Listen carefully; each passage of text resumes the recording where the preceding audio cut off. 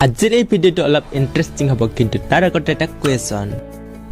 আপুনি থকা ঠাইখনৰ পৰিৱেশ কেনেকুৱা মানে পৰিৱেশটো প্ৰদূষণময় হয় নেকি আৰু যদি হয় তেন্তে এই প্ৰদূষণৰ কাৰণ হয় সেই এৰিয়াটোত থকা মানুহবোৰ নে বেলেগৰ পৰা এলিয়েন আহি আপোনাৰ ঠাইখন প্ৰদূষিত কৰে নিশ্চয় নকৰে সেই অঞ্চলত থকা মানুহবোৰে এই প্ৰদূষণৰ কাৰণ কিন্তু টিভিয়ে মোবাইলে আপুনি এটা কথা মন কৰিছানে যাকে নুসুধো কিয় যে আপুনি আপোনাৰ ঠাইখনত হোৱা প্ৰদূষণৰ বিষয়ে কি ক'ব তেতিয়া তেওঁ ক'ব যে আমি প্ৰত্যেকে এই প্ৰদূষণৰ বিৰুদ্ধে যুঁজা উচিত আৰু আমি সৰুৰ পৰা ডাঙৰলৈ ইয়াৰ প্ৰতি সচেতন হোৱা উচিত আৰু যাকে নুসুধো কিয় এই কথাষাৰ তেওঁ এষাৰ কথাই ক'ব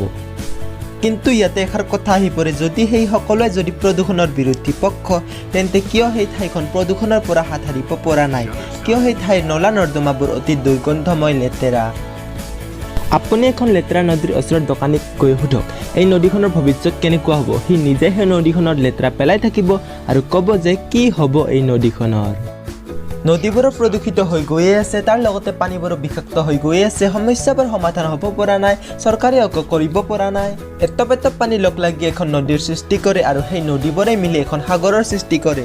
আৰু সেইদৰে অসমৰ প্ৰত্যেক মানুহে প্ৰতিদিনে যদি 1 গ্ৰামৰো প্লাষ্টিক য'তে ত'তে পেলাই দিয়ে কিমান প্লাষ্টিক হ'ব ভাবি চাইছেনে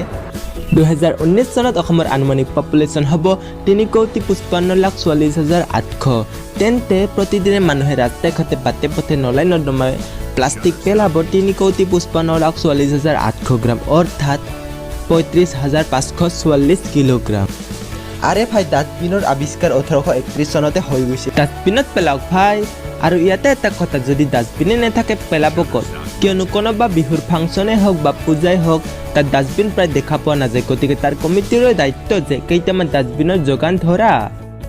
ইয়াৰ পিছত আপুনি এজন খুৰাক ক'লে খুৰা আপুনি ইয়াতে কিয় লেতেৰা পেলাইছে ডাষ্টবিনত পেলাওক তেতিয়া খুৰাজনে ক'ব বাবা অসমৰ পপুলেশ্যন 3,55,44,800 তাৰে মই এজন ইয়াতে পেলালে কিডাল পৰিৱৰ্তন হ'বই আৰু এই আচৰণবিধৰ কাৰণে আমাৰ মানুহ আগবাঢ়িব পৰা নাই সেইবোলে শৰ্মাখুৰে ল'ৰাজন নদীত মৰাশ পেলাইছিল গতিকে ময়ো আজি পেলাম আৰে ভাইকনীয়া যদি পৰিৱৰ্তন হ'ব নোখোজে পৰিৱৰ্তন হ'ব কোন মোৰ ঘৰ য'ত তাৰ পৰা 1 কিলোমিটাৰমান হ'ব অলপ কমে হ'ব চাগে এখন নদী আছে যাৰ নাম হ'ল পেটাভকলা নদী নাম যেনেকুৱা কাম সেনেকুৱা তাৰ ওচৰৰ মানুহবোৰে প্লাষ্টিক জাবৰ মৰাশ পেলাওঁতে পেলাব সেই নদীতে গৈ পেলাব আৰু তাৰ ওচৰৰ দোকানবোৰে যিমান প্লাষ্টিক দোকানত জমা হয় সেইবোৰো সেই নদীৰ পাৰতে গৈ পেলাব আৰু দেয়ালিত দোকানৰ সন্মুখত পতা কলগছবোৰো সেই নদীতে গৈ পেলাব ইয়াৰ বিষয়ে আমি কেতিয়াবা আকৌ আলোচনা কৰিম নহ'লে ভিডিঅ'টো অতি দীঘল হ'ব ন